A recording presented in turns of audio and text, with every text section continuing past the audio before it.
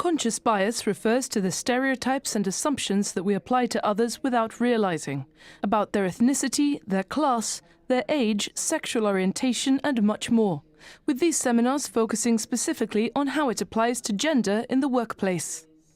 Well, this is a program that is geared to supporting the Gibraltar Women's Mentoring Program, which is a fantastic program and is a game changer for Gibraltar.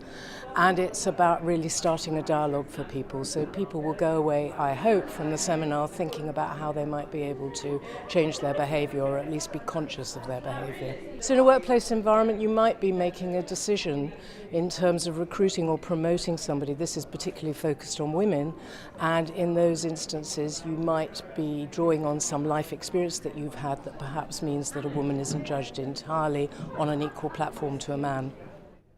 Similar sessions have also been held for public sector workers, with bespoke training for the essential services. The focus is on identifying the barriers that can prevent women from accessing employment, securing promotion, and returning to work after pregnancy, all of which can factor into the gender pay gap. In terms of the information that we have from the previous employment surveys, we have information on the overall gender earnings gap.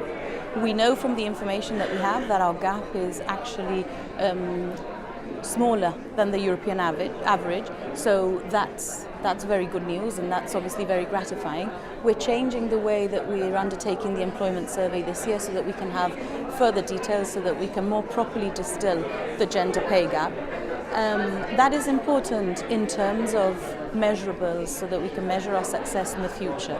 But insofar as our policies and strategies at the moment, we're just working on the basis that there is a gender pay gap. So insofar as the Ministry for Equality's work, our target is to do what we have to do to close that gap. No one likes to think that they're biased in any way. So is there any resistance to engaging with the concept? I think sometimes it comes as a bit of a shock, because it's something that's so innate to people, to everybody, that it's a bit of a shock to think about, oh, maybe I need to rethink how I've behaved over the last few years or how I've thought about things. But I don't think it's resistance, I think it's just an adjustment to mindset. The training so far has been incredibly successful. The feedback that we've had is very positive. I'm very encouraged to see that today, for example, we have a very good balance of both men and women in the room. This is about equality for women, but men have to be just as involved in the conversation, and men have to be agents for change as much as women. The training emphasized that diversity in the workforce can improve a company's performance, so it makes business sense to embrace it. But above all, it aimed to create a dialogue, refreshing people's understanding of what diversity and inclusion really mean.